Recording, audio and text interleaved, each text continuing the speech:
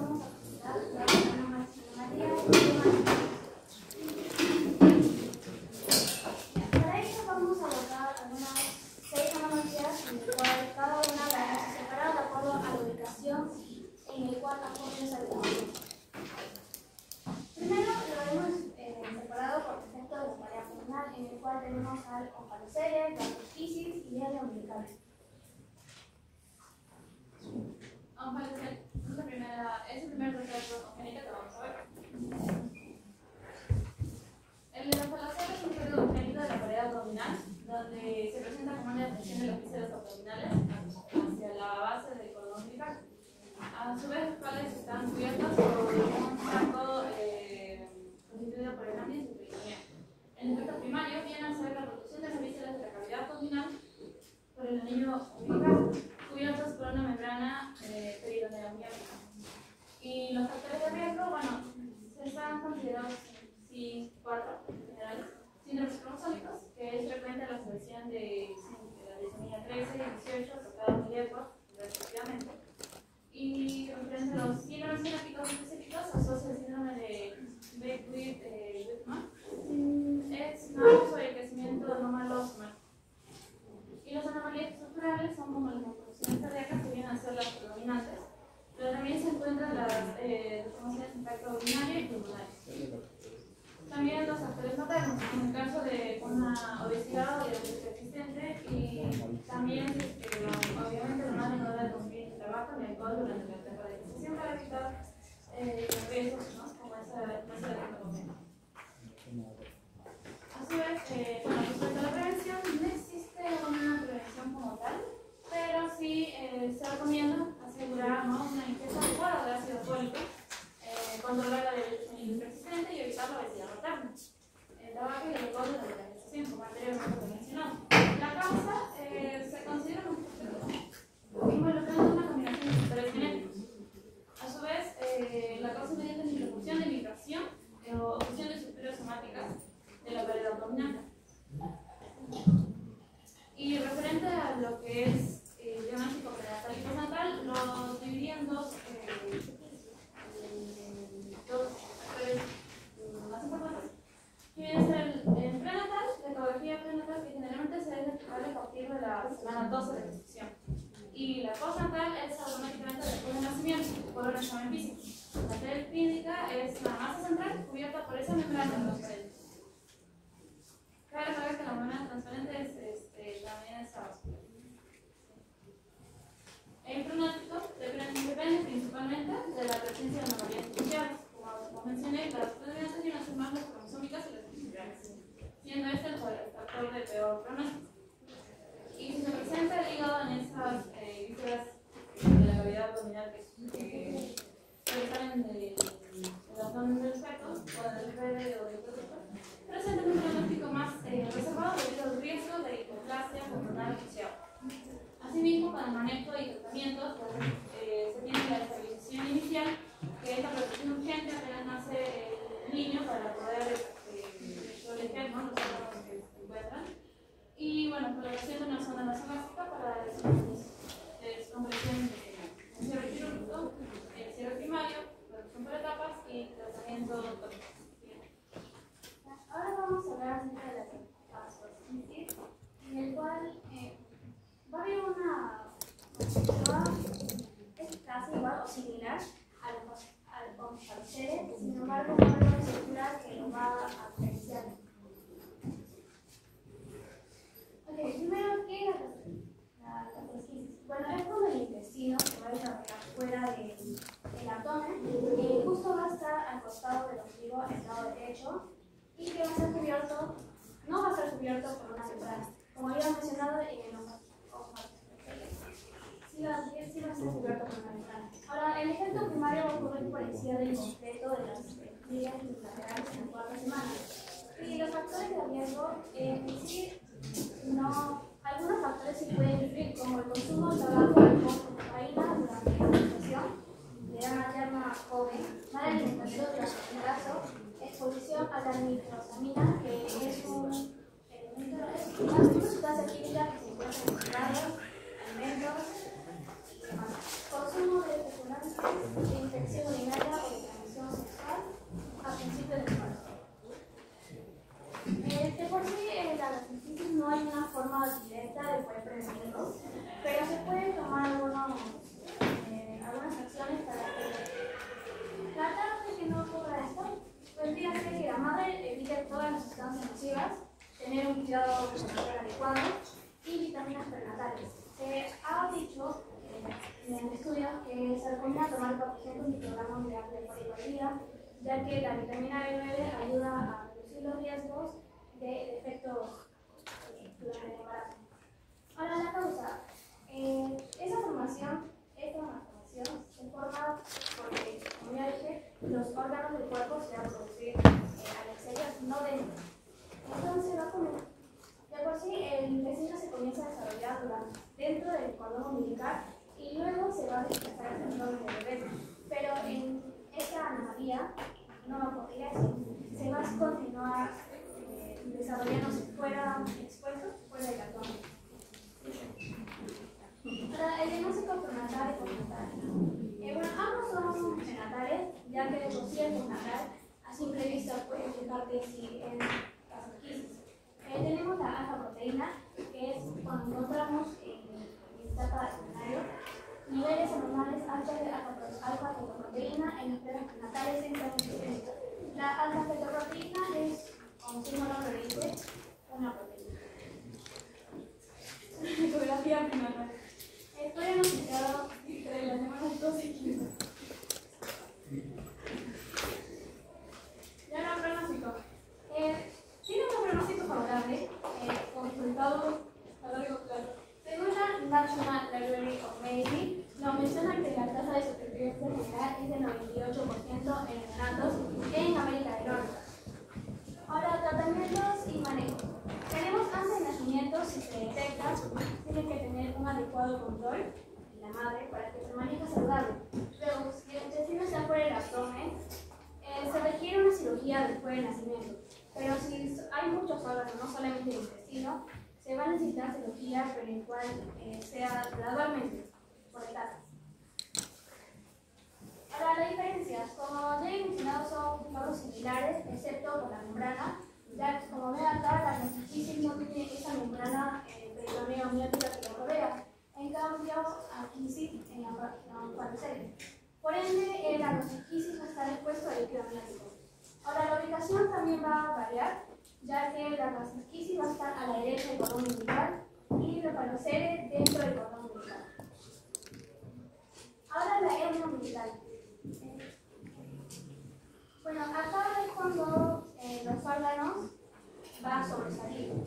El efecto primario es la erupción del nefrón o intestino por una falla del cierre de la línea fibrosa umbilical alveolar.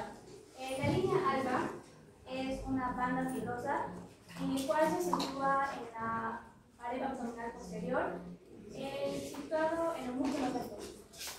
La incidencia oscila entre el 23% y 50% y su prevalencia es que es entre 31 y 40 años en mujeres y 61 y 70 años en hombres. Es decir, cabe recalcar de que el hernia umbilical puede ocurrir tanto después de que haya nacido como en personas ya adultas. Por eso varía. Ahora, la prevención. No hay una forma directa de poder prevenir esto, pero en el caso de adultos sí se puede tomar algunas medidas. Por ejemplo, tener un peso saludable y evitar las sobrecargas, como por ejemplo también evitar levantar objetos pesados. Ahora, los factores de riesgo es que en niños, más que todo en prematuros y bajos pesos nacer puede llegar a afectarlos. Y en adultos tendría que ser sobrepesos o varios embarazos pueden aumentar el riesgo. En el caso de adultos más frecuente va a ser en mujeres y en el caso de los niños va a afectar al mismo, tanto a hombres o mujeres. Ahora, las causas. Esto se va a producir en la semana aproximadamente 10 y eso lo hemos sacado a base del libro de Moore, en el cual también lo menciona de que la hernia de por sí no se va a terminar de formar cuando ya haya nacido, sino más bien en la etapa neonatal, en el periodo neonatal, que es a los 28 días, donde ya va a alcanzar su máxima altitud en el cual se va a notar cuando el bebé se mueve, tosa o tenga dificultad para defecar. Alcanza de 1 a 5 centímetros. Ahora, el diagnóstico prenatal y postnatal. De por sí, no necesita un diagnóstico postnatal, ya que a simple vista se lo puede detectar si tiene un área umbilical. Sin embargo, en ocasiones, antes del nacimiento, sí puede completarse con una ecografía. Ahora, el tratamiento, según Moore nos dice que las glándulas umbilicales de por sí se van a sanar solas, pero si en caso no ocurra eso, van a necesitar cirugía, siempre y cuando un trato escándalo. Y es que la hernia no haya sanado completamente después de cumplir 3-4 años, o si ya el intestino u otros tejidos están perdiendo los flujo sanguíneo. Ahora, pronóstico. Como ya he mencionado, si el niño ya a los 3-4 años ya no tiene nada, es bueno, porque ya... Entonces, eventualmente, si se requiere cirugía, sí es eficaz y favorable.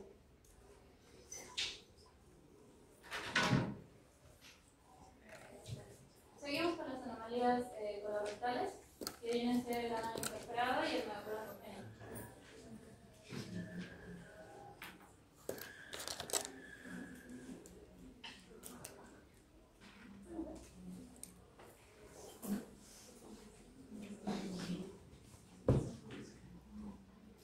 Ahora, ano imperforado.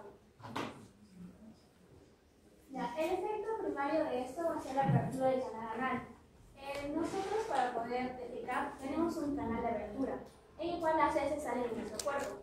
Si en el caso hay algo que lo obstruya o hay esa falta de apertura, va a ocurrir lo que es el ano imperforado. Aquí no hay ningún factor de riesgo conocido en el cual tenga involucrado con esta anomalía. Y esta incidencia es de 1 de cada 5.000 recién nacidos y es más frecuente en sexo masculino. Y tampoco se conoce una prevención de concepción. Ahora, para las causas vamos a nombrar lo que es la semana 4, 7 y 8, en el cual, para poder conocer, según lo que busqué, no hay una causa que se conoce completamente, pero sin embargo, si conocemos su desarrollo vamos a conocer o podemos relacionar que esa puede ser una causa. Primero, en la semana 4, la cloaca se va a dividir en septo anorectal y urogenital. Luego, en la semana 7, cuando ya se haya fusión, cuando en la semana 7, la membrana cloacal con el septo urorectal se van a fusionar. Cuando ya se haya fusionado, en esta misma semana es donde se va a dividir en membrana anal y membrana urogenital. Luego, en la semana 8, se van a romper esas membranas y ese rompimiento me va a dar lo que son las aberturas. La abertura del canal anal, de la orina y de los genitales. Entonces, si hay una falla en la formación del septo urorectal, que es en la semana 7, y si hay una falta de ruptura en la semana 8, puede ocasionar lo que es el ano imperforado. Ahora, diagnóstico. El diagnóstico más eficaz vendría a ser una ecografía prenatal. En el caso de manejo y tratamiento, acá vendría a ser una colostomía temporal, es el más usado. Y el diagnóstico es que si hay cirugías o el tratamiento suele ser muy eficaz. Pasando al megacolon congénito, tenemos, también llamada enfermedad de Hirsch. El efecto primario es la obstrucción del colon por segmento agangliónico que evita el peristaltismo.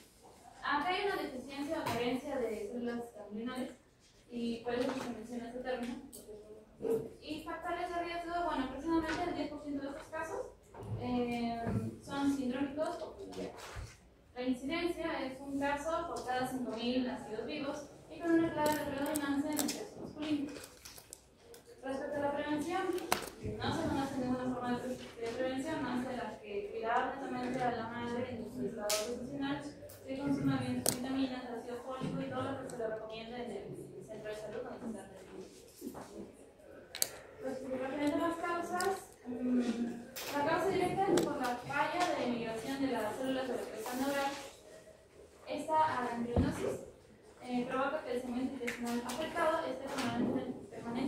contraído y provocando la obstrucción funcional que dilata el colon proximal.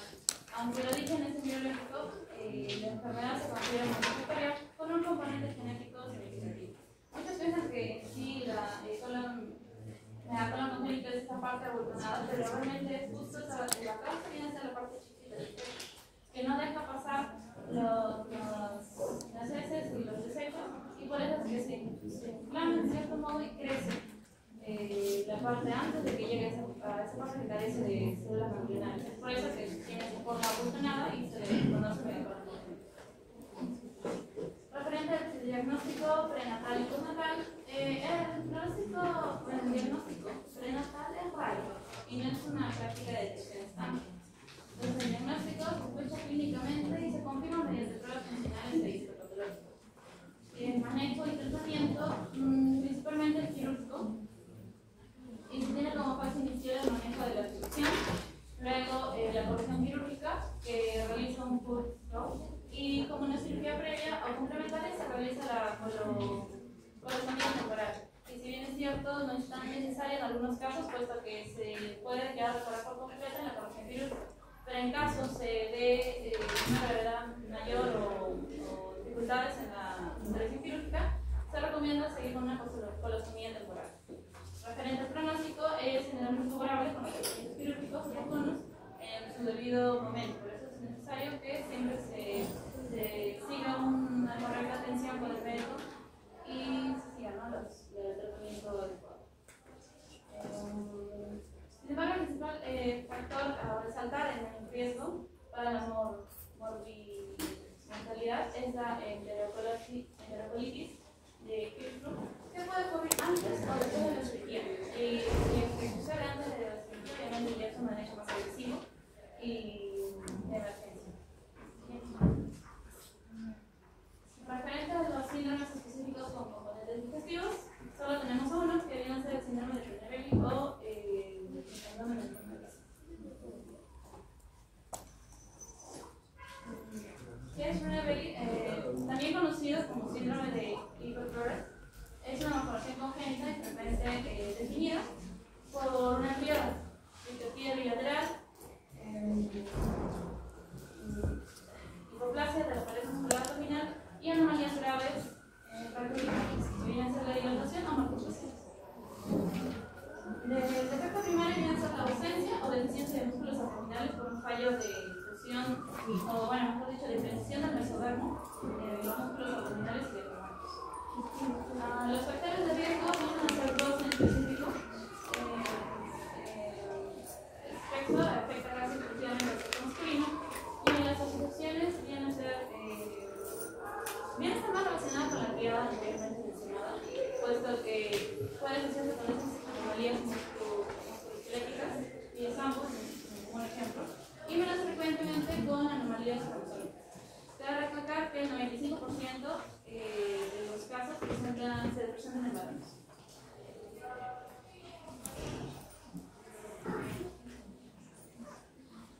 Referente a la prevención, no existen medidas preventivas directas. El enfoque se centra en el diagnóstico y monitoreo prenatal para la verificación del nacimiento en un centro de alta complejidad. En caso se puede detectar mediante su proceso prenatal. En la causa, la etiología exacta es desconocida, pero se datan dos teorías principales. Una, referente a la obstrucción uretral, que sostiene que la obstrucción de la uretra en el desarrollo temprano resulta en una sobredistensión crónica de la vejiga. Esta presión hidrostática provoca una atrofia por presión de los músculos de pared abdominal y previene el descenso testicular. De ahí por eso también viene una de la triada, que viene a ser la epiléptica bilateral. Luego, la segunda teoría es por defecto mesodérmico, propone que un efecto intrínseco primario del mesodermo que afecta simultáneamente el desarrollo de la pared abdominal y la formación de conductos genitales y descenso testicular. Referente al diagnóstico prenatal y postnatal, tenemos como prenatal nuestros sonidos donde se observa la radiología, la hidroureterosis y oligohidralias. Si bien nos ubicamos eso, ya podríamos escuchar y comenzar a ver que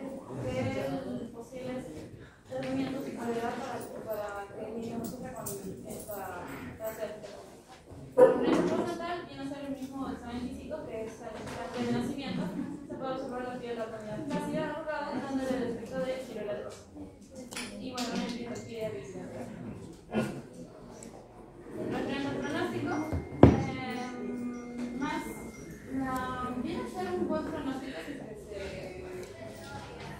realiza a tiempo de la intervención, pero en el caso de la mortalidad sale cuando ya hay una insuficiencia renal y las complicaciones pulmonares son las que también de muerte. Entonces también las enfermedades renales crónicas, y entre el 25 y el 30% de los pacientes desarrollan falla renal a largo plazo, requiriendo eventualmente diálisis o trasplante de riñón.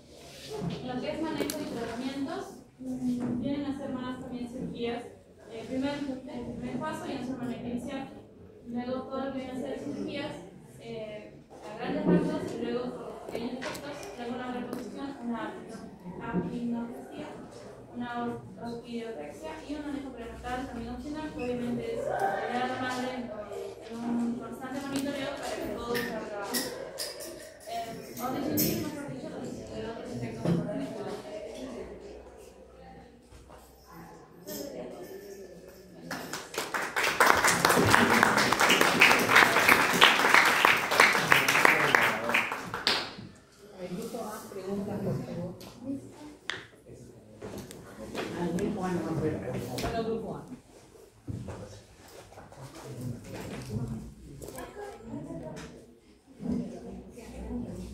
¿En qué semanas se rompen las membranas para formar los conductos de lana, la orina y los genitales? En la semana 8 y es la cuarta de lo que es el ano Un poquito más fuerte para poder ¿No lo digo? No. A ver. ¿Qué estructura cubre el intestino del onfalocele? Es también llamado saco membranoso, pero en sí es una confusión del peritoneo con el ano, también llamado membrana peritoneal. Esa es lúcida y esa vacía. ¿En qué parte del intestino grueso se produce la obstrucción del megácono congénito? Normalmente en el sigmoides, mayormente en esa zona.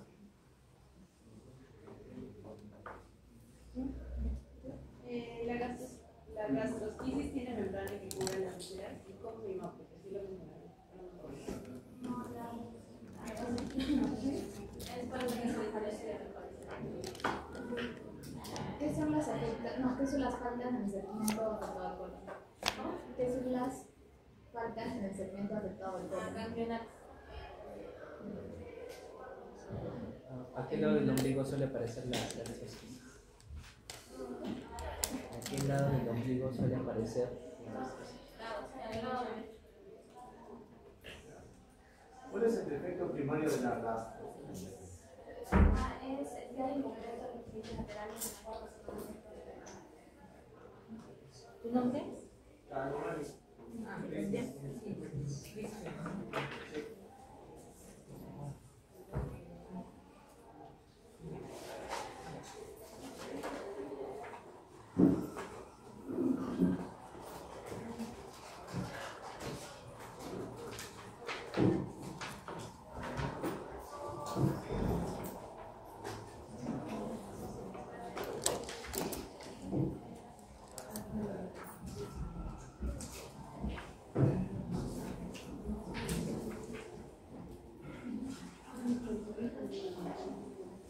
A ver, Ángela, ¿cuál es el efecto primario de la hernia umbilical?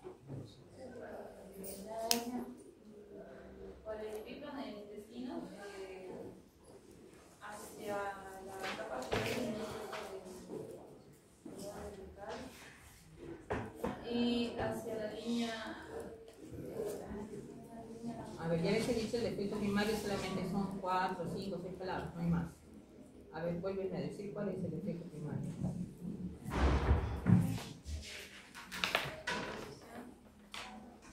El epíplon y el intestino delgado, el intestino forman una producción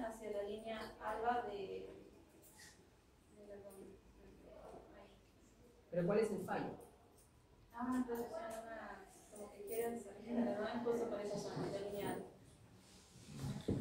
Fallo en el cierre del anillo fibroso biliar.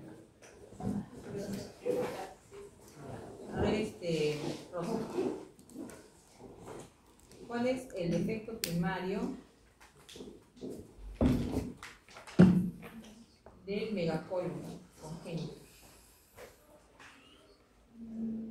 o enfermedad de Cristo?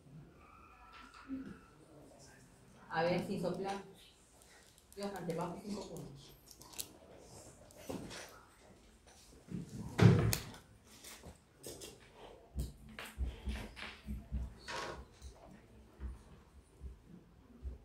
Es por el fallo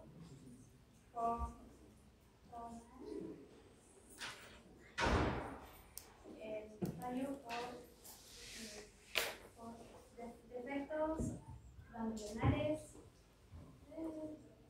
que ocasionan lo que son el reumatismo. A ver, otra vez, en orden. Sí, por ahí. Por ahí. Ya. A ver, Ángela, entonces pues. Es por la ausencia o poca presencia de células ganglionares y hay atresia y también peristaltismo. Es una obstrucción del colon, no se olviden. El fallo es ese, es la obstrucción del colon que evita que haya justamente el peristaltismo. Gracias. A ver, entre la gastrosquisis y la oncología, ¿cuál es la más grave?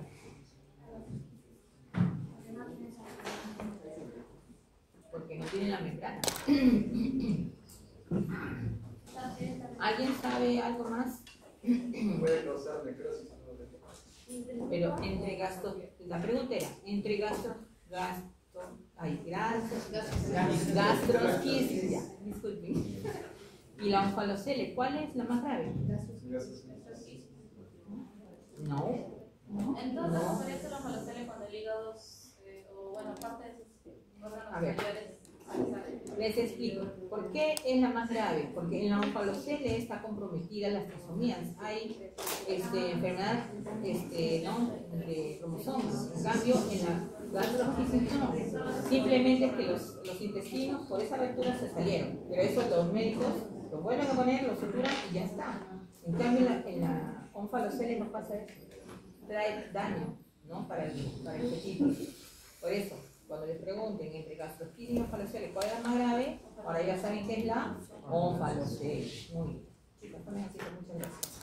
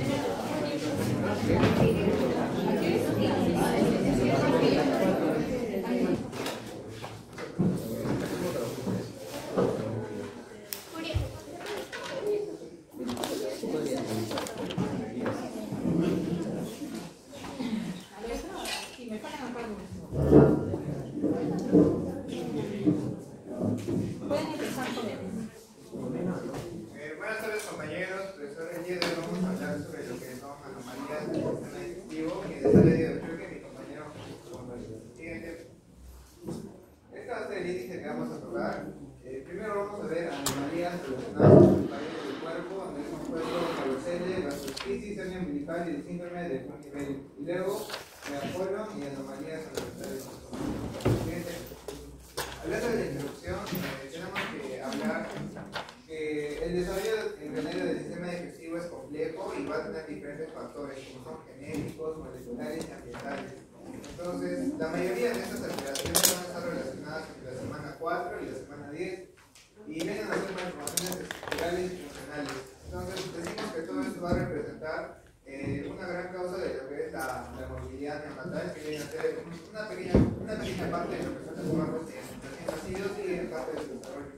Entonces, siempre vamos a destacar que el desarrollo prenatal temprano, el diagnóstico prenatal temprano mejora lo que es el pronóstico y su manejo clínico. Entonces, en las principales anomalías, vamos a destacar lo que son los efectos del aparato abdominal, paracelias, sistema umbilical y síndrome de Prader-Willi. Entonces, si nos separamos por lo que era, ¿cuál es más grave? El más leve vendría a ser la hernia umbilical. En el medio tenemos la gastrosquisis y la paracelias viene a ser el moctavo. El megacornio congénito es el incorporado y esa patología eficiente, la relación entre etiología, anatomía y clínica, y todo esto requiere un enfoque multidisciplinario. Siguiente. Bueno, en las anomalías de la pared del cuerpo, vamos a tener que se clasifican principalmente en omphalocele y gastrosquisis y en hernia. Siendo lo más común lo que es la hernia umbilical, puesto que esta va a tener entre un 14 y 15% en recién nacidos. Vemos que es generalmente alto a comparación de las demás. El diagnóstico prenatal le permite una planificación quirúrgica temprana y esto reduce complicaciones y mejora el pronóstico. En el caso del síndrome de Prader-Willi, el manejo actual busca optimizar la calidad de vida y prevenir complicaciones a largo plazo. Siguiente. El primero que vamos a tocar va a venir a ser el omphalocele, donde vamos a poder ver vísceras, vamos a tener intestino, hígado, que van a poder salir del cuerpo, siempre recubiertos por una membrana. Siguiente. El efecto primario viene a ser la irritación del contenido abdominal, y esto se va a producir por lo que es un fallo en el retorno de la hernia fisiológica, la cual es una hernia necesaria, bueno, no es una hernia maligna, entonces con el cierre incompleto de la pared abdominal umbilical. Entonces, vamos a tener que en la semana 6 es donde se va a formar lo que es esta hernia fisiológica, que va a tener muchos beneficios en el proceso, en especial lo que es una correcta irrigación, y esta va a volver a retornar, especialmente el intestino medio es el que va a causar este defecto.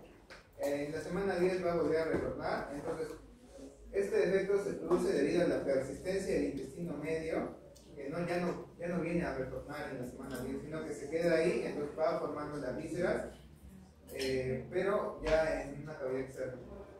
Entonces, sufre por una forma, el contenido intestinal y hepático permanece herniado en la base del cordón umbilical recubierto por peritoneo diámetro. Esto viene a ser la que llamamos en la membrana, peritoneo diámetro. Y este defecto resulta por un fallo en el mesodermo y ectodermo, por lo que es la pared craneal completa. Siguiente. Bueno, a diferencia de las demás, de la siguiente que viene, está asociado con anomalías genéticas, de trisomía 13, 18 y 21. Y el síndrome de Bechdel-Whitman, que viene a ser generalmente lo que es un agrandamiento de estas vísceras excesivas. Factores ambientales como diabetes materna no controlada, interatógenos y diabetes nutricional pueden afectar en la pareja madre. Y la incidencia viene a ser de 1 a 2,5 por cada 5.000 nacidos, pero en el PUR nos dice que 1 de cada 5.000 son intestino y 1 de cada 10.000 es intestino hígado.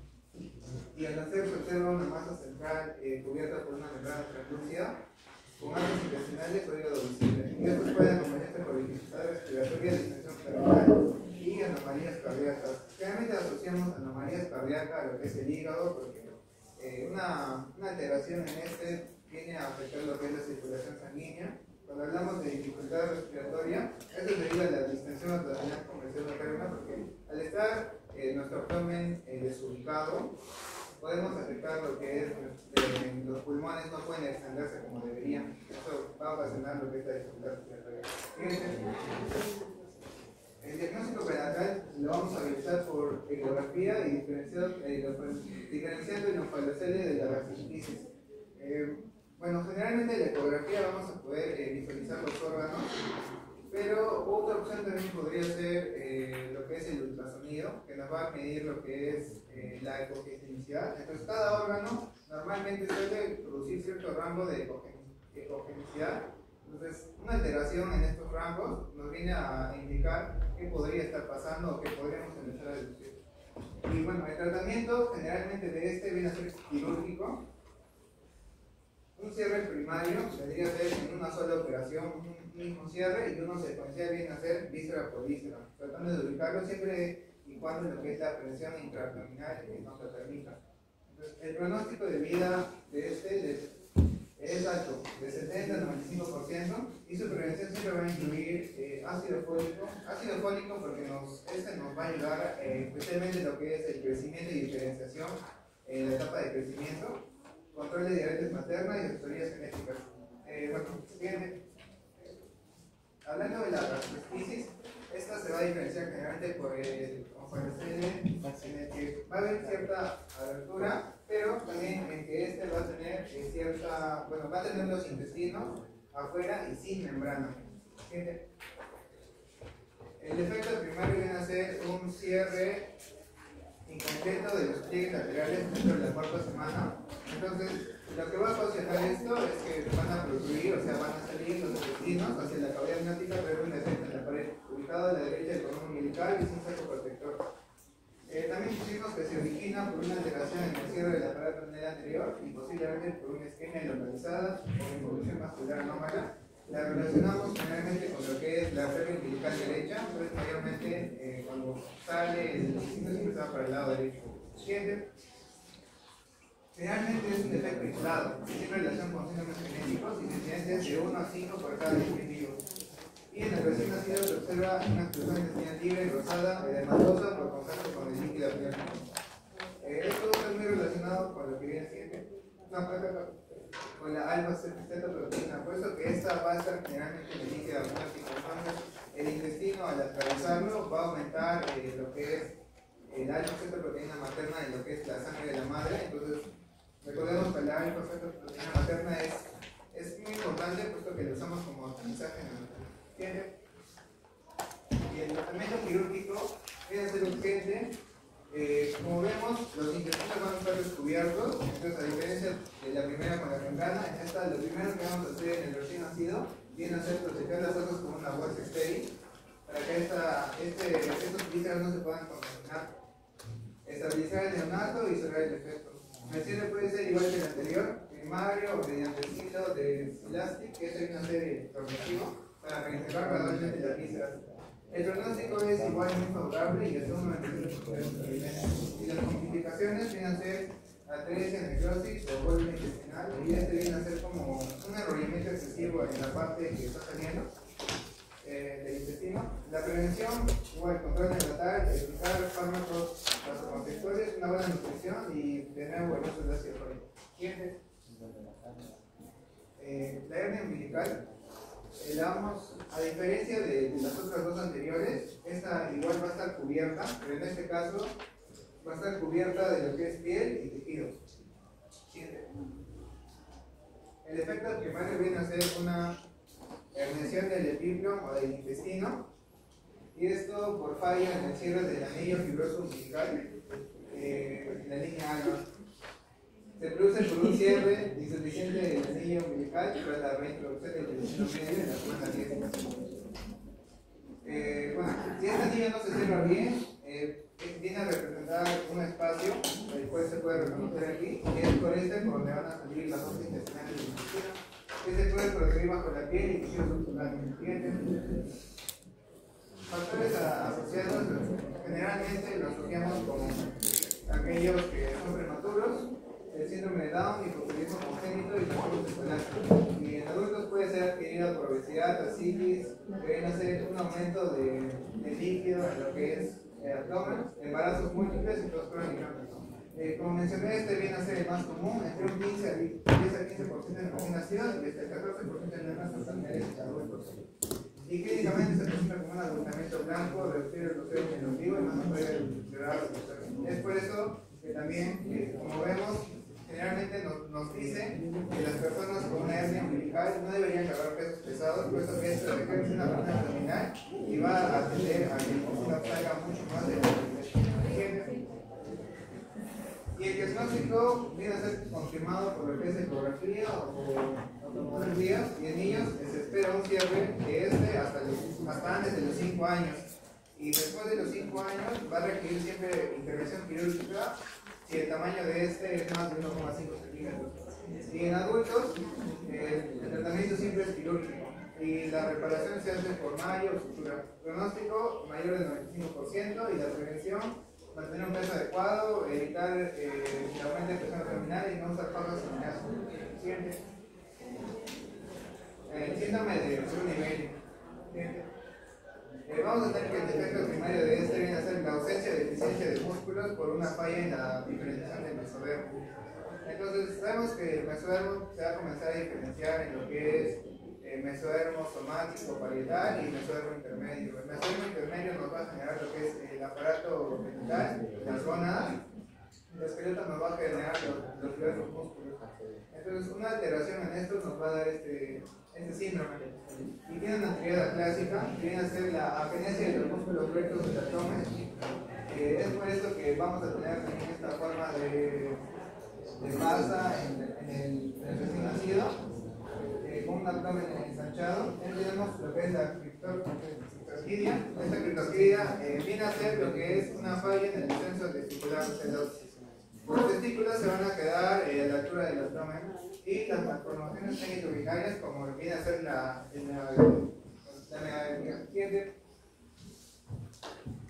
entonces, en el muestra menciona lo que es un defecto, bueno, se explica por dos teorías: un defecto mesodérmico, una falla temprana en el mesodermo intermedio, y la teoría objetiva, que viene a ser la obstrucción uretral fetal, que provoca la distensión vesical y atrofia muscular. Pues, como mencioné, en el intestino medio, como va a haber una falla en la diferenciación, va a haber una falla en la vejiga, por lo tanto en esta va a haber una obstrucción. Entonces, para lo que es bueno, de la expresión de orina, esta ya no se excreta normalmente, sino que se va a empezar a acumular, formando el tercer síndrome de la triada, la vejiga. Y es así como, al estar la vejiga llena, va causando distensión vesical y va a atrofiar los músculos de esta. Y el resultado viene a ser un abdomen flácido, arrugado, distinguido y con compromiso urinario, respiratorio y reproductivo. La incidencia de esta viene a ser más baja que las anteriores, de 1 a 30.000 o 40.000 nacidos vivos, y generalmente esta viene a ser más predominante en varones. Y clínicamente, como mencioné, la triada, lo que era la falta de músculos, la megavejiga y la criptorquidia. Y en casos graves puede haber oligohidramios, que viene a ser un exceso de hambre, la displasia pulmonar y el síndrome de Porter. Y estos tres juntos son incompatibles con la orina. Y otras malformaciones pueden ser musculoesqueléticas, cardíacas y intestinales. El diagnóstico, igual que las anteriores, se puede hacer por ecografía y este viene a ser de 15 a 20 semanas. Postnatalmente, después de nacer, se le puede confirmar por lo que es exploración física y estudios serológicos. Entonces, tenemos que el manejo depende de la severidad, las formas leves y las formas graves. Cuando hablamos de orquidopexia, hablamos de igual. Primero, como mencioné, los testículos. Entonces, orquidopexia viene a ser el ordenamiento de los testículos y la reconstrucción de la pared. De igual forma se tiene que realizar, y la corrección neurológica para evitar las obstrucciones. Pero en formas más leves, donde este síndrome está en formas leves, son donde se necesita un control ecográfico, antibióticos y soporte respiratorio. ¿Entiende? Y para el pronóstico, en leves se espera una buena evolución, no se espera muchas anormalidades, en moderados riesgos de insuficiencia renal o sepsis, y en graves incompatibles con la vida, como mencioné, esta actividad con el síndrome de Porter. Entre el 25 y 30% de desarrollo de enfermedad renal crónica debido a la obstrucción y la megavejiga, y la prevención sin medidas específicas, pero el control prenatal y asesorado genético son esenciales para el diagnóstico precoz y la planificación de la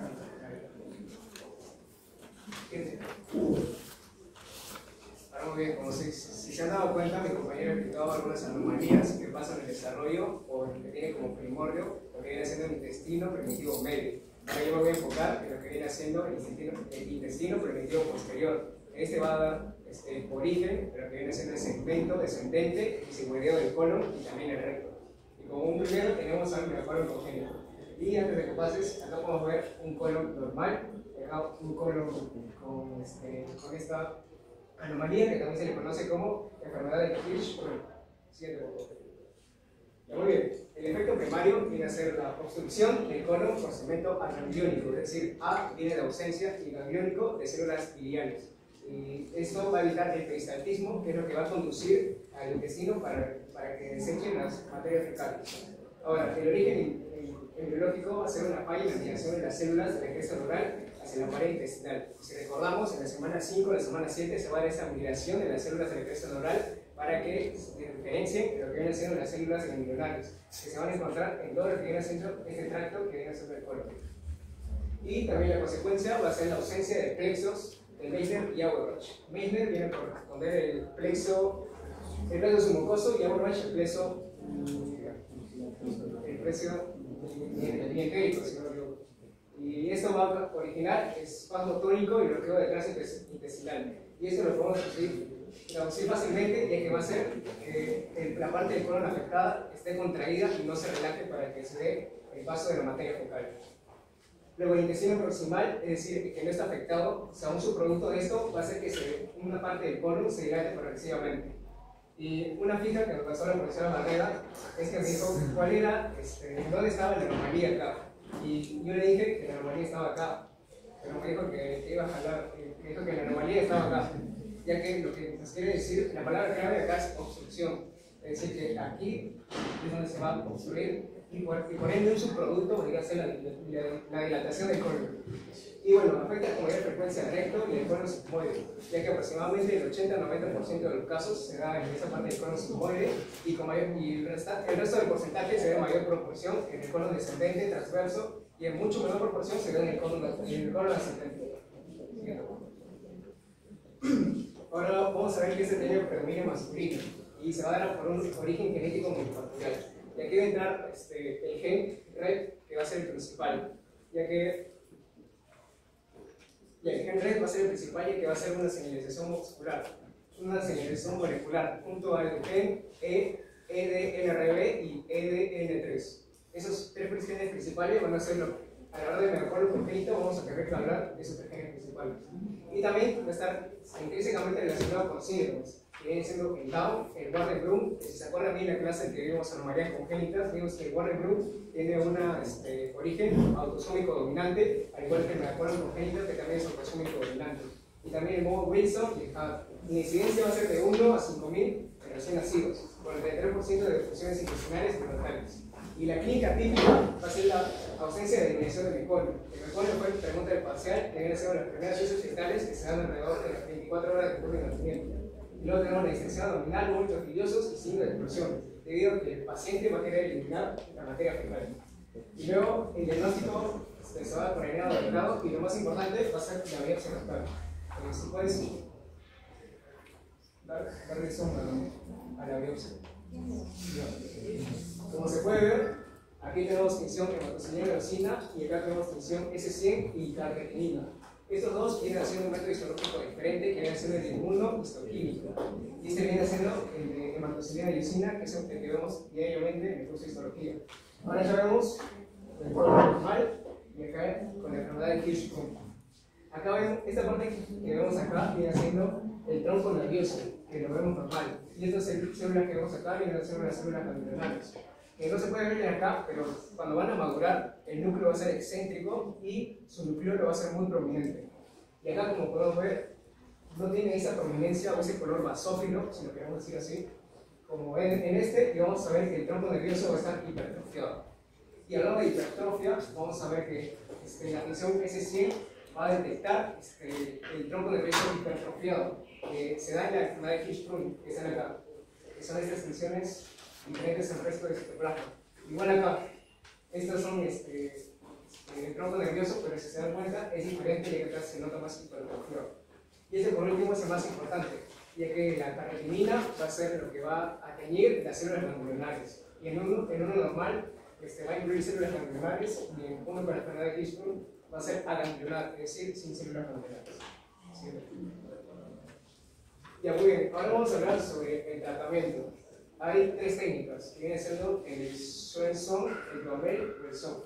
El Swenson aparece en 1948 y es el primero que está, que es el y busca hacer una recepción del segmento gangliónico. Es decir, van a retirar todo el colon y van a eliminar esa parte gangliónica, para luego hacer una anastomosis directa entre el colon curado y el ano.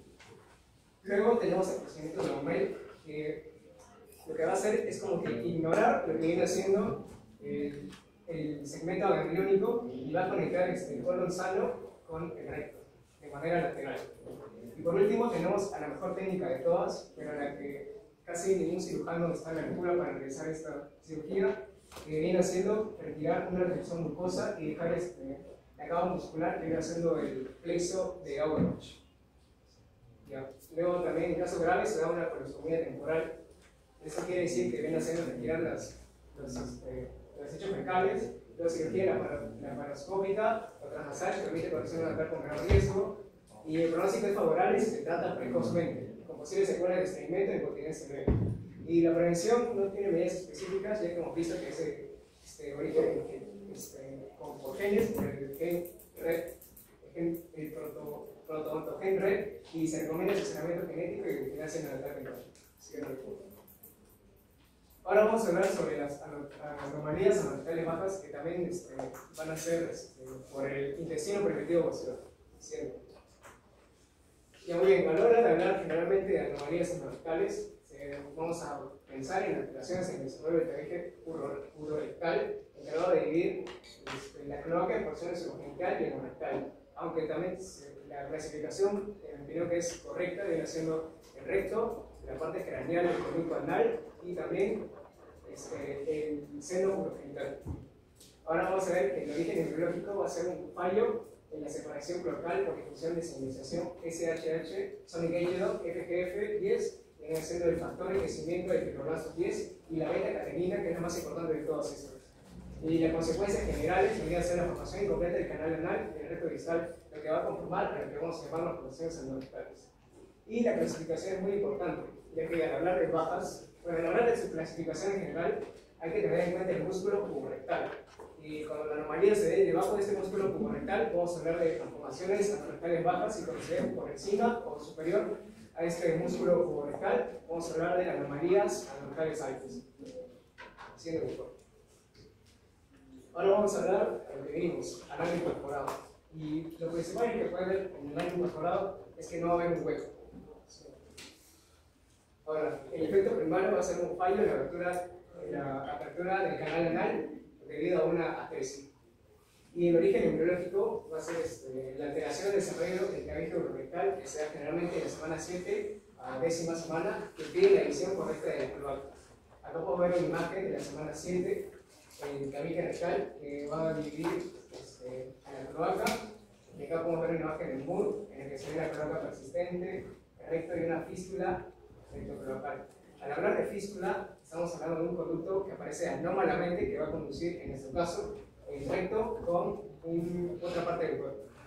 Luego tenemos que la consecuencia va a ser que el recto va a terminar en una bolsa ciega o en un saco ciego, es decir, que no va a haber el hueco y va a formar fístulas, como ya hacia la uretra o y los mecanismos, ya mencioné, también son mutaciones que afectan las vías SHH, FGF10 y beta-catenina, que van a alterar el desarrollo del intestino posterior. Y dije que la beta-catenina es la más importante porque es la que va a inducir el crecimiento de lo que viene haciendo el tabique urorectal. Y a la frecuencia vamos a ver que es de 1 a 4.000 o 5.000 nacidos vivos, más común que en varones. Y los síntomas van a ser ausencia de beneficio anal, falta de ingreso de meconio, disfunción abdominal y vómito incluso. Y bueno, repasando un poco lo que ya mencioné de la anatomía. Tenemos al esófago, al estómago, al duodeno, al yeyuno, al litio, tenemos al colon ascendente, transverso, ascendente, al sigmoides y al recto. Esta alteración ya no se va a encontrar en sigmoides o en una parte del colon, no se va a encontrar en el recto. Y algo muy importante que no muchas veces se dice es que el recto va a tener lo que son los esfínteres anales. Es decir, que la eliminación de ese se va a poder dar de manera normal, solo que no va a haber un orificio por donde se ve. Luego, el diagnóstico, hacer un examen físico, neonatal, es decir, que el nacimiento van a ver si se encuentra bien o si no hay una apertura. Y también se va a dar una ecografía o resonancia magnética pélvica para revisar el efecto de los tratamientos. Aquí vemos una imagen donde se puede ver cómo se almacenó el meconio y materia fetal. Y ahora vamos a ver el tratamiento más clásico en casos ya complicados, viene siendo la anorexia sexual posterior o colostomía temporal. Para este tipo de cirugías es muy importante lo que se tiene que hacer antes de entrar al quirófano, ya que tienes que consumir lo que viene siendo agua destilada por alrededor de 3 días y se tiene que hacer la colostomía temporal para retirar los desechos fecales que se pueden encontrar acumulados. El pronóstico es bueno en casos simples y se pueden dar posibles secuelas en formas complejas. Y la prevención es específica porque ya mencionamos que al igual que el melanoma congénito viene siendo por genes y puede ser algo hereditario. Y el control prenatal y el asesoramiento genético de alguna manera podrían ayudar a prevenir. Siguiente, por favor. Ahora vamos a relacionar todo lo que hemos aprendido con lo que nos podría servir en un futuro. Y como lo hemos aprendido, existen factores asociados a las enfermedades. Y lo más preguntado, en lo que vienen siendo exámenes de INAM o de los resultados, vienen siendo las trisomías o las síndromes. En este caso, preguntando sobre, te pusieron en los palocele actuales síndromes se relacionaban. Te pusieron Turner, Ewart, Patau, Klinefelter y síndrome de Down. Entonces la clave era síndrome de Patau. ¿Por qué? Porque era un factor asociado a lo que viene siendo el palocele. Es decir, el palocele va a tener más actividad por ciertos síndromes que otros. Y también vamos a ver uno muy importante que viene siendo el hipotiroidismo congénito. Si nos recordamos, lo que se hace en la pesquisa natal es identificar 4 enfermedades principales: la hiperplasia suprarrenal congénita, la fibrosis quística, la incertonuria y en ese caso el hipotiroidismo congénito. Y también un riesgo relevante viene siendo la hernia militar. Lo que hemos visto por último, el ano imperforado. En esta pregunta, ¿cuál es la malformación rectal más frecuente en varones? Y en varones viene haciendo la fístula rectoventral vulvar. Y esto está relacionado al ano imperforado, porque si bien este y este van a tener ano imperforado, solo que se va a incluir la fístula rectoventral vulvar. Y también existe el ano imperforado sin fístula. Ahora vamos a pasar a las conclusiones. Como ya hemos visto a lo largo de todo esto, hemos visto las informaciones que se pueden dar con el origen del intestino permitivo medio y el intestino permitivo posterior. Hemos visto que los palocele y la gastritis van a tener muchas semejanzas, pero la principal diferencia viene siendo que una tiene la membrana peritoneal atlética y otra no la membrana placentaria. También hemos visto que la hernia umbilical suele ser leve y suele degenerarse de 4 o 5 años después del nacimiento. Y el síndrome de Crumb-Bailey, o también como el síndrome de Eagle-Barrett, porque también ciruela pasa, se relaciona con el abdominal y enfermedades urinarias. Pero más importante, el síndrome de Crumb-Bailey viene siendo la triada, es la hipoplasia de la musculatura abdominal, la criptotidia bilateral y las anomalías genitales. Luego tenemos el melanoma congénito, también conocido como enfermedad de Hirschsprung, que surge con la ausencia de células marginales, es decir, segmentos ganglionales, causando función funcional.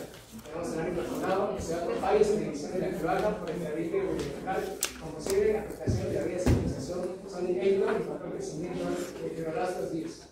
Y bueno, hemos visto que todas estas malformaciones y anomalías evidencian la importancia del diagnóstico prenatal, el abordaje interdisciplinario y la comprensión neurológica para la prevención y el pronóstico. Estas son nuestras referencias. Gracias.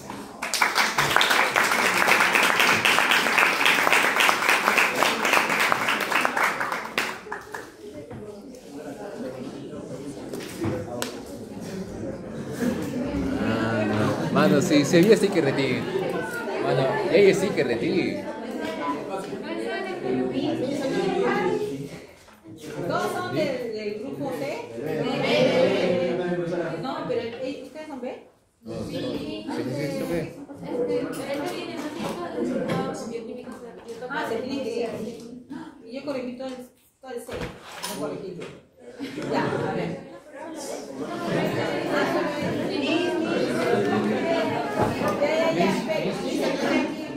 Ya, vamos a empezar.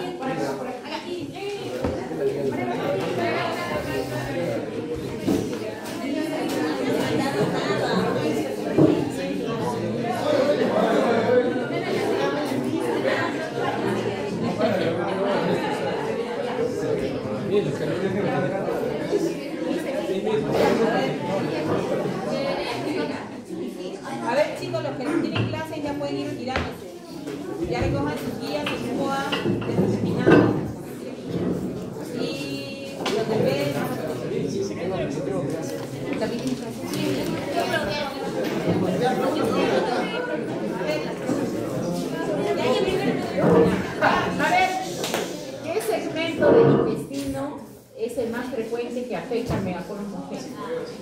Acá están sus guías, por favor. ¿Por qué el ano incorporado puede acompañarse de fístula que letra la familia? Porque tenemos el que viene a ser algo que se tiene que ver en el motivo epitelial. Va a ser un motivo mesenchymoso que va a dividir el que viene a ser el recto por la cantidad de pulmones que está contigo con algo.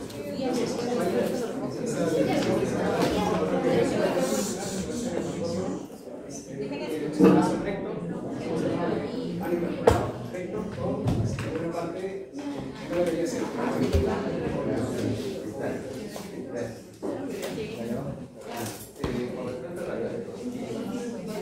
hay ocasiones en las cuales las vísceras pueden salir una gran cantidad y mucho más hinchadas. ¿Qué se hace en esos casos?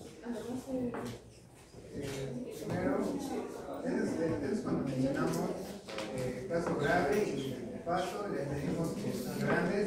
Bueno, tendríamos que tratar de, primero, el paciente tendría que vivir, ¿no?, con las vísceras grandes, y tendríamos igual que tratar de ver una solución para que pueda ingresar las vísceras, o tratar de diseñar y dificultar su forma de vida con lo que es la bolsa, para que deberíamos estar cubriendo para evitar infecciones en el intestino, para evitar mucho que para tratar de cuidar su salud, dependiendo de la situación.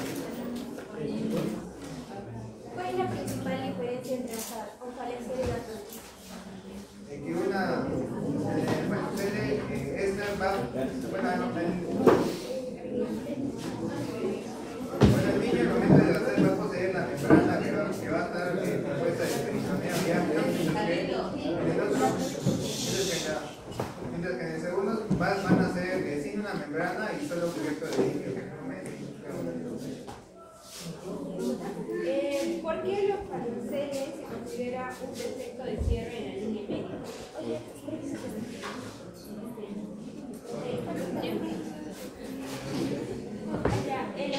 ¿Por qué el ojalescere se considera un defecto de cierre en la línea media? Eso. Pues aquí yo he entendido lo que, si hablamos de línea media, estamos hablando de línea alfa, si hablamos de línea alfa, estamos hablando de hernia umbilical. Lo que está más relacionado a lo que viene siendo la línea media es la hernia umbilical. Y me refiero que el ojalescere es también parecido a lo que viene siendo la hernia umbilical, ya que viene haciendo anomalías en la pared del cuerpo y puede estar relacionado también con la línea alfa. ¿Con qué trisomía se asocia el ojalescere? ¿Con qué trisomía se asocia el ojalescere? El patrón. 13, 18 y 21. El 21 y Ya genes están identificados en el megacolon congénito.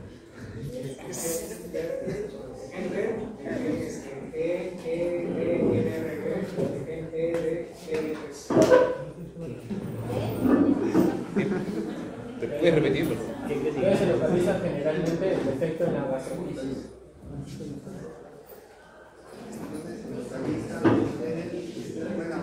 Es el defecto primero dice, ¿no? Es un fallo, el cierre del anillo fibroso, umbilical,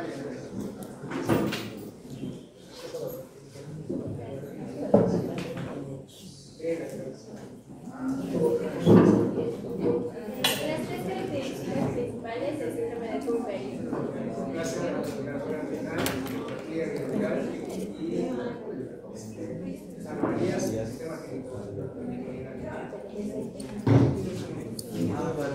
Durante la gastrolisis, una arteria se desarrolla anormalmente, lo cual ocasiona la abertura. ¿Cómo se denomina esta arteria? arteria umbilical. ¿Puedes repetir? Umbilical derecha. Hay otra arteria.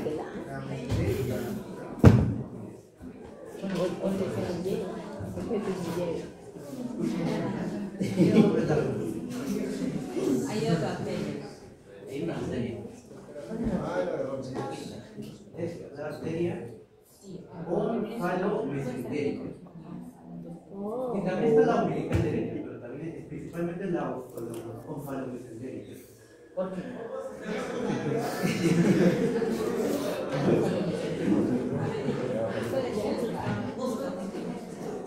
Paco.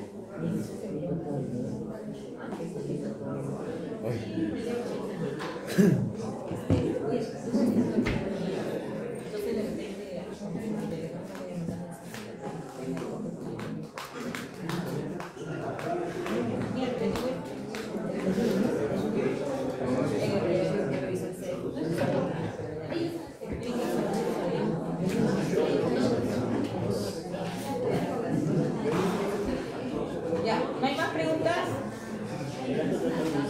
Bueno, muy bien, hasta me dormí, no me he hecho recordar. Yo no tengo tiempo. Gracias.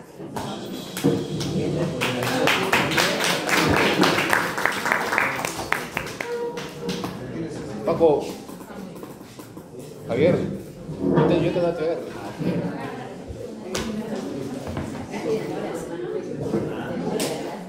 Si quieres, lo... A ver, revisado.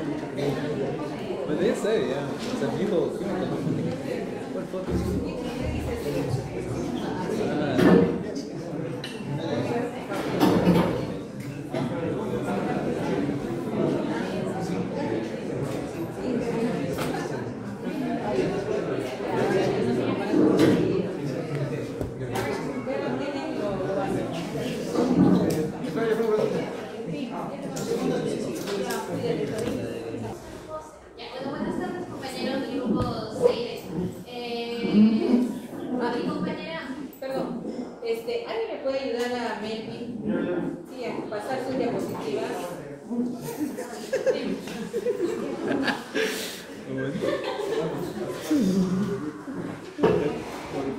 mi compañera Angie Marta y yo, mi persona Mary Velázquez, volver a hablar sobre las anomalías del sistema digestivo. El sistema digestivo, como sabemos, es un pilar fundamental para nosotros como seres humanos, ya que se encarga no solo de la digestión, sino también pues, de la expresión. Siguiente, por favor.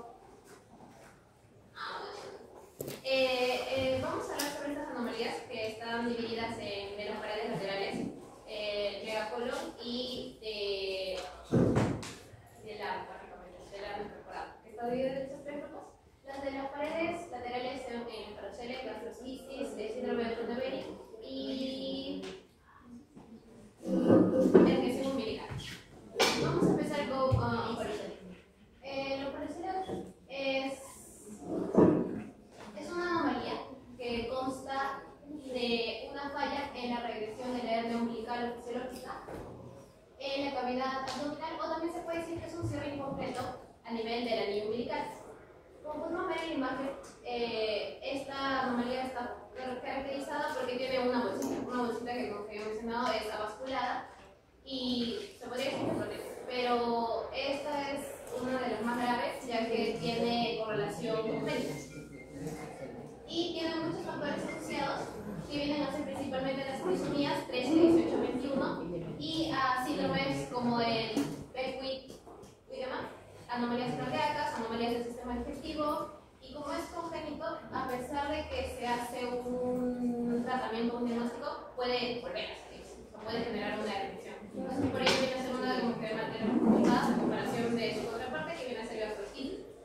La incidencia de estos casos viene a ser de 1 a 3 por cada 10.000 nacimientos nuevos.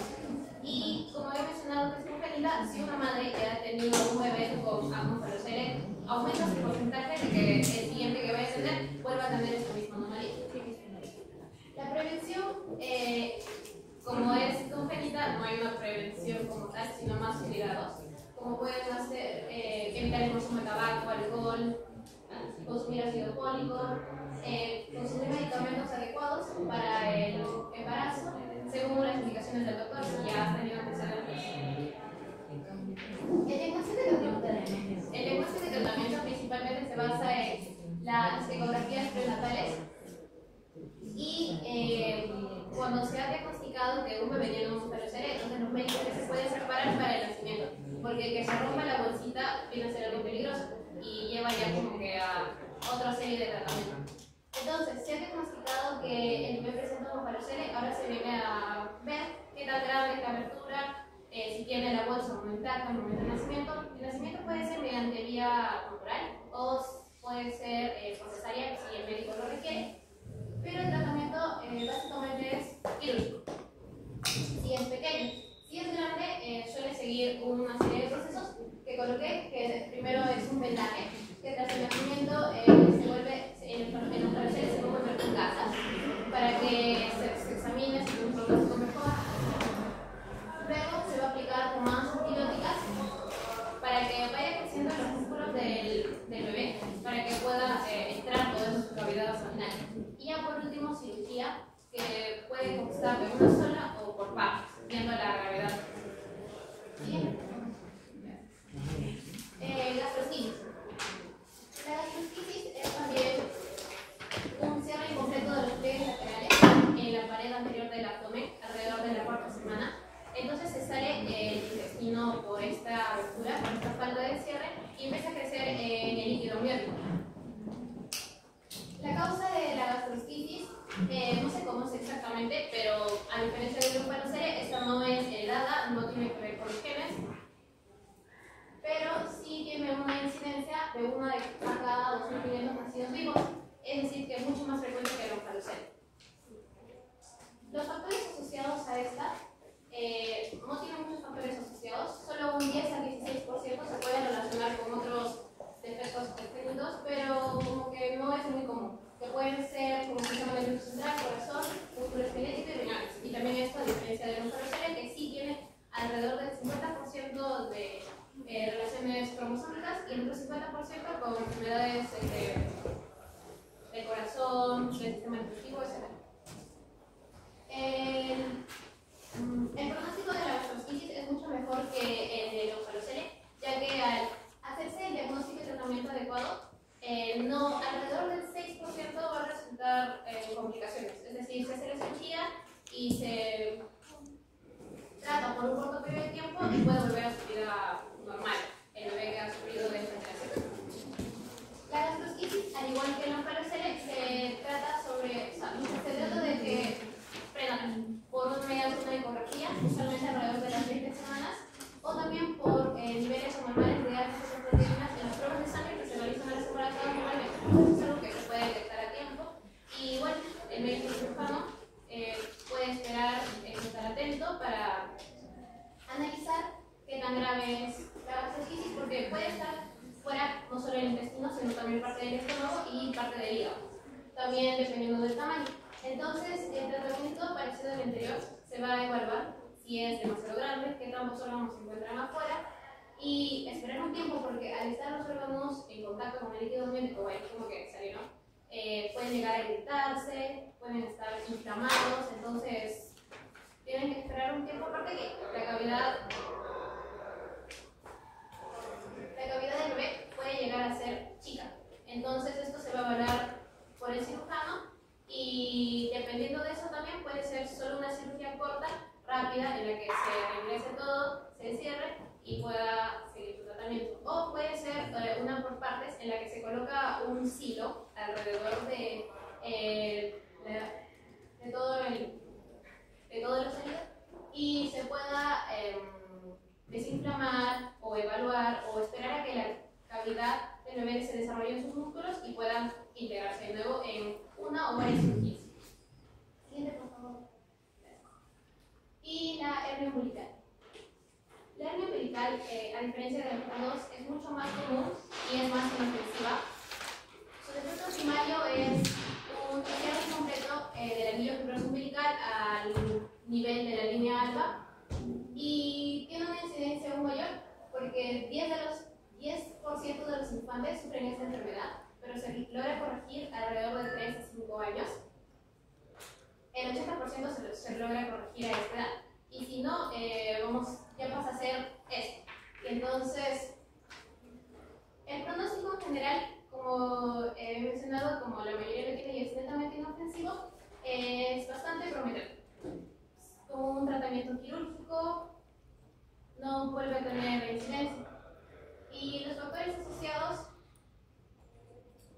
hay algunos, los más relevantes, la citis, la obesidad, actividad física, el embarazo, si ya es como una persona mayor y en el caso recién nacido, y diástasis en los músculos rectoabdominales. Y también hay que tener en cuenta un poco la predisposición genética, pero es en menor cantidad. Igual, los factores asociados están más relacionados con las personas obesas y hacen mucha fuerza, porque como es medio inofensivo, entonces, aparte que para el tratamiento, que después voy a tratar, para el tratamiento y el diagnóstico, si no pasa un cierto límite, no se opera, porque es inofensivo. Entonces, bien, este viene a ser el diagnóstico y tratamiento de una hernia umbilical. Acá podemos ver cómo se hace una cirugía de la hernia. Se retira y se cose. Las hernias umbilicales se suelen diagnosticar de forma clínica, no a diferencia de otras como con ecografía y eso, porque es como que se hace fuerza, se contiene la respiración y se ve. Entonces es una buena anamnesis, netamente clínica. Como había mencionado, hay algunas infecciones que pueden provocar dolor y esta también viene a estar relacionada con su tamaño también. Y puede venir acompañada de vómitos, náuseas, malestar en general y podría obstruir el intestino. Entonces estas sí tienen que operarse, es muy pocas las que se llegan a complicar así. Y en la mayoría de los casos, las herniaciones umbilicales, como mencionado en recién nacidos, tienden a cerrarse antes de los 3 a 5 años. Y las que no, también se consideran para la cirugía. Si pasan el centímetro o el centímetro y medio, es para operarse. Y si no, puede seguir un tratamiento que se puede ir reduciendo, como que observación, pero no es como que necesariamente una.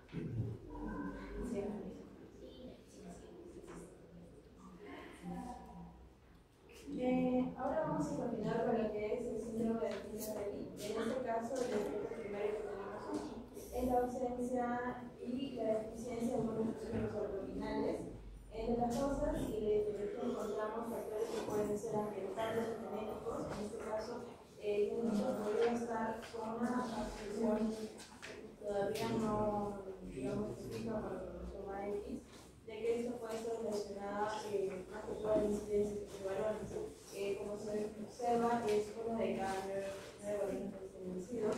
Y en este caso, factores ambientales podríamos mencionar lo que viene a ser el consumo de ácido valproico y se evita lo que es el pase del mesénquima somático de migración que debería darse en este caso. Así también hablamos de una prevalencia general, que en este caso es uno de cada 50.000 o 40.000 nacidos, y algunas manifestaciones clínicas más predominantes de enfermedad podrían venir a lo que es a nivel renal, a nivel respiratorio, y en cuanto a nivel muscular, funcionar, porque existe una deficiencia justamente del músculo del abdomen, lo que hace más notable la principal característica de esta enfermedad. En cuanto a la respiratoria, debido a la cantidad de espacio que podría ocupar la deficiencia del músculo, podría generarnos una compresión en los pulmones, lo cual puede llevarnos a una mayor gravedad. En cuanto a las infecciones renales, se presentan algunas complicaciones urinarias en el momento de eliminación de las heces del bebé desde el nacimiento. Ahora vamos un poco de diagnóstico. Principalmente se da por ecografía, como ya mencioné, es bastante notorio el cambio o la estructura anómala de ese bebé en cuanto se tomen. Por eso es que se da generalmente mediante la ecografía. Asimismo, también existe un diagnóstico diferencial que es una asociación con una enfermedad llamada Red-White y la enfermedad que es el síndrome de Turner. Así también en el tratamiento se recomienda acceder a una cirugía lo más pronto posible para poder reconstruir parte de las estructuras que dañan, como son los pulmones o las estructuras abdominales.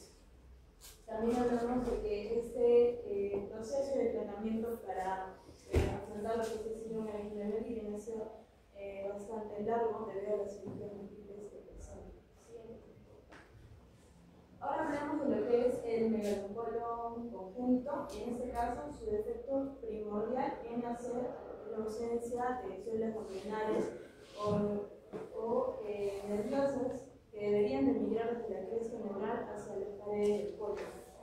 Hablamos de cosas fisiopatológicas, en este caso se menciona lo que viene a ser la mutación en el gen, que vendría a estar encargado de justamente esa migración de células ganglionares de forma correcta, que es la mutación del GTRGT. Y en este caso, digamos que lo que más predomina en esta enfermedad viene a ser la dilatación de la parte distal del intestino debido a una obstrucción en la parte proximal del intestino. La incidencia es 1 de cada 50.000 nacidos vivos y también se da mayormente en varones. Se asocia lo que viene a ser el síndrome de Down hasta un 5%. Seguimos con lo que es el megalocolon. En este caso hablamos de que son factores asociados, como ya mencioné, vienen a ser, por ejemplo, el síndrome de Down hasta un 1%, el síndrome de Guatemala, en este caso es una enfermedad que se asocia con las anomalías en cuanto al pigmento o junto a las capacidades cognitivas, y también las mutaciones del tipo que se encuentran por posible causa. En las manifestaciones clínicas podríamos hablar principalmente de que se dan después del nacimiento, ya que el bebé empieza a tener estreñimientos como que más severos. Esto provoca a su vez que pierda el apetito y que haya una, digamos que, retroceso en cuanto al crecimiento que debería tener el bebé durante esta etapa, que son los inicios que pueden nacer. Y se da una obstrucción intestinal que le provoca dolor.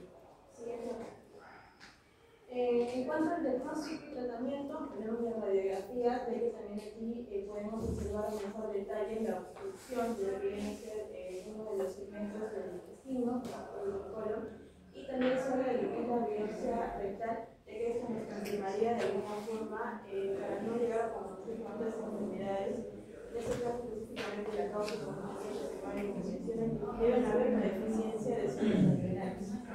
En cuanto al tratamiento, también es importante. Ahora vamos a hablar acerca del daño incorporado y las anomalías correctores bajas. En este caso, su efecto primario viene a ser un fallo en la apertura funcional, que es una atresia. Y en cuanto a su presentación encontramos altas, medias y bajas. Cuando hablamos de altas es cuando el orificio anal se encuentra sobre la superficie del músculo del esfínter anal. En el caso de las anomalías de incorporado media o intermedia, viene a ser cuando está cerca del músculo del esfínter anal. Y cuando hablamos de área incorporado baja, es cuando nos referimos a que digamos que el orificio anal se encuentra debajo de la musculatura del esfínter anal. Cuando mencionamos acerca de factores asociados, hablamos de nada de fístulas, que vienen a ser las principales asociaciones, y las cardiopatías que vienen a hacerse después de la nacimiento. En cuanto a malformaciones, se presentan en la musculatura en el proceso de control del sistema. Siguiente. Ahora hablemos acerca de las maldiciones clínicas. En este caso, esta es una enfermedad que no se puede detectar antes o en el periodo fetal o en el periodo embrionario, ya que es más que nada de revisión clínica física. Es decir, tenemos que esperar a que el bebé nazca para poder hacer una revisión y confirmar la presencia de un ano incorporado. Por eso es que se dice que es una evolución que solo se da después del nacimiento. También se menciona como uno de los posibles tratamientos lo que viene a ser la intervención quirúrgica, que va a incluir abrir de forma artificial un orificio en el que el bebé puede evacuar. En cuanto al diagnóstico y tratamiento, como mencioné, es quirúrgico y está más que todo el diagnóstico basado en la observación física después del nacimiento. Ahora hablamos un poco de las conclusiones de todo el trabajo que hemos realizado. En este caso, se refiere a la importancia de conocer los procesos biológicos y genéticos para poder afrontar diversas enfermedades como les he mencionado. También se habla de una detección temprana, ya que nos ayuda a poder brindarle, digamos, un mejor pronóstico al bebé posterior al nacimiento. Y se habla también del impacto emocional que podría tener esas enfermedades en los padres, que son generalmente los que aportan y llevan todo el proceso de la enfermedad junto con el bebé. Y se menciona que este es una especie de enfoque interdisciplinario debería tener. Aquí colocamos tres infografías básicas, las cuales resaltamos entre todas y si alguien tiene interés en comentarlo después. Siguiente.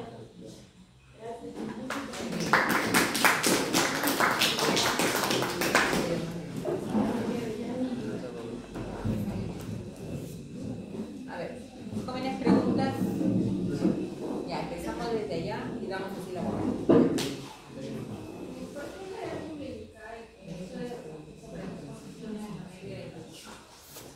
Porque lo de esos recién nacidos, los suplentes laterales del abdomen van a ir desarrollándose más, entonces se van a ir cerrando y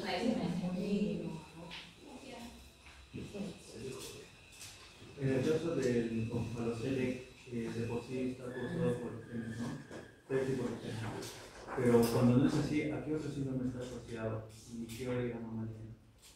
había mencionado un síndrome con un nombre medio raro, que era Gilema, está como en inglés. Es uno de los que podría decir que es más común que está relacionado. Y en general las malformaciones del corazón, malformaciones del sistema digestivo, aparte de las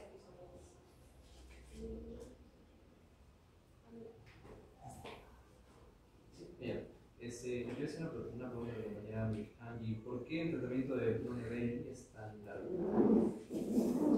Como mencioné, el tratamiento de Brunner digamos que es más que todo basado en las fuentes generales y posteriores de la enfermedad, ya que no solamente afecta a lo que es el abdomen, sino también, en el caso del intestino, sino que también puede llegar a afectar los pulmones, puede crear insuficiencia renal posterior al nacimiento, y eso provocaría, digamos, que el bebé se enfrente a diversas intervenciones quirúrgicas que hacen que sea bastante estresante. Por ende, es un tratamiento bastante largo. ¿Cuál es la complicación más grave del síndrome de Brunner?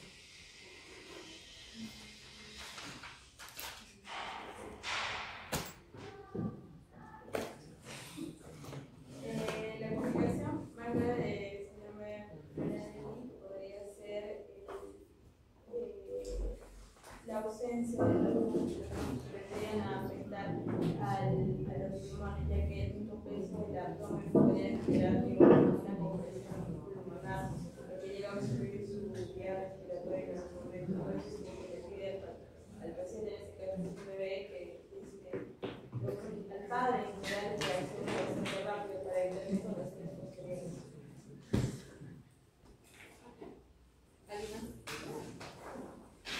La estructura embrionaria va a ser afectada en el ano incorporado. En este caso, tendría que ser afectado lo que es el intestino, específicamente el colon, ya que presenta una obstrucción que posterior a ello podría generar insuficiencia renal.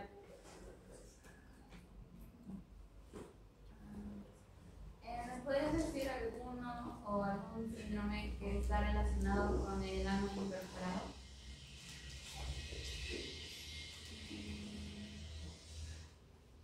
¿Vas a repetir tu pregunta? Vuelve a repetir tu pregunta. ¿Me puedes decir algún síndrome que esté relacionado al ano imperforado?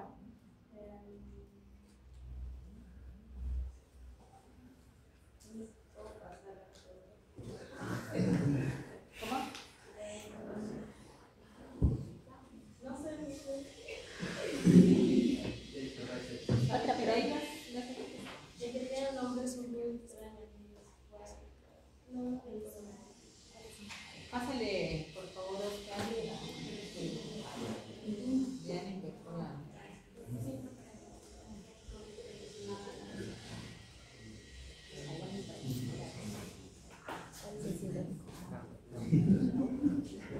Eso te pregunto.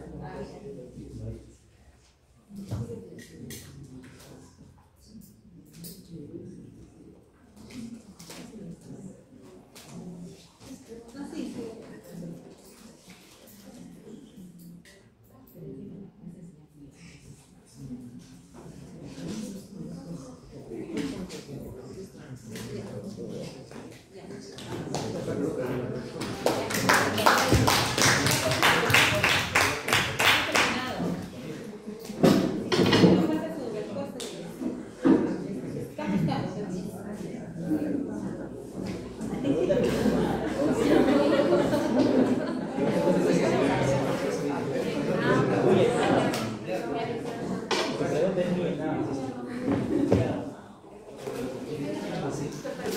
¿Ya lo conseguiste?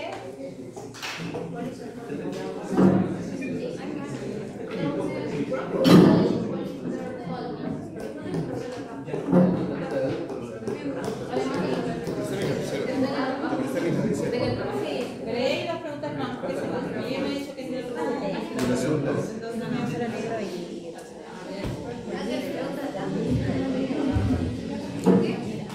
¿Cuál es el método de diagnóstico más preciso para detectar el megacolon congénito? Si es que no se diagnostica correctamente, no podría confundirse con otras enfermedades crónicas.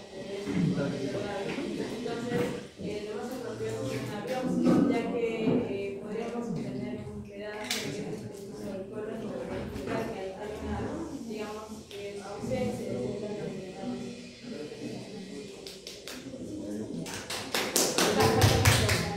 ¿Cuál es la anomalía congénita más frecuente en el Perú de todas las generaciones? La anomalía más frecuente. O la más frecuente es en el Perú de lo que han mencionado. Sí, sí, o sea, de lo que han mencionado. Podría decir yo por parte de la hernia umbilical, que se da en el 10% de la población. Ok.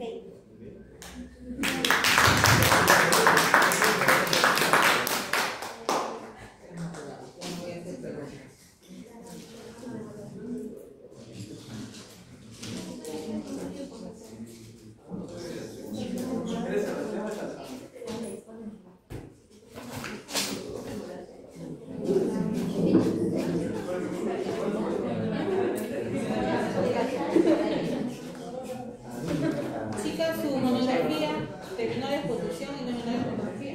¿Ya? ¿Viste? Sí, la vi. Pero tienen que entregarme al inicio, porque ¿dónde yo corrijo, dónde hago la explicación? Es que no les he hecho preguntas.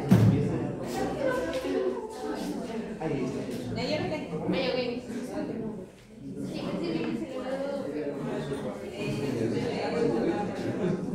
¿Qué grupo eres, Santi? ¿C?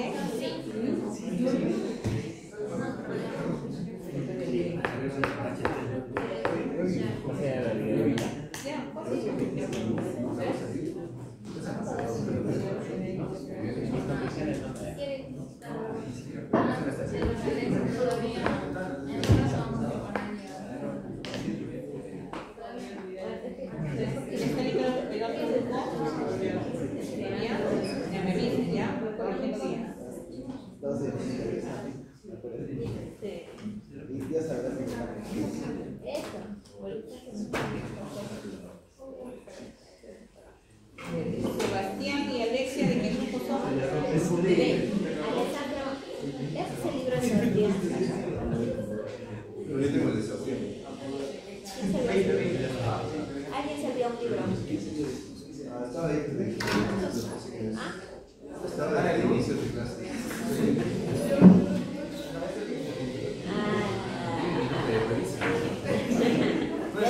Te ibas a olvidar, ¿eh? Te ibas a olvidar.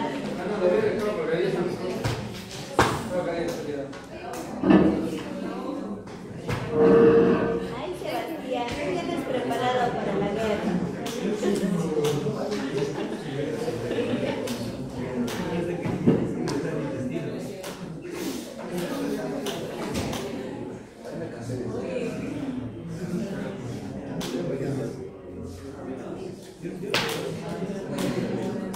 Dale, suerte.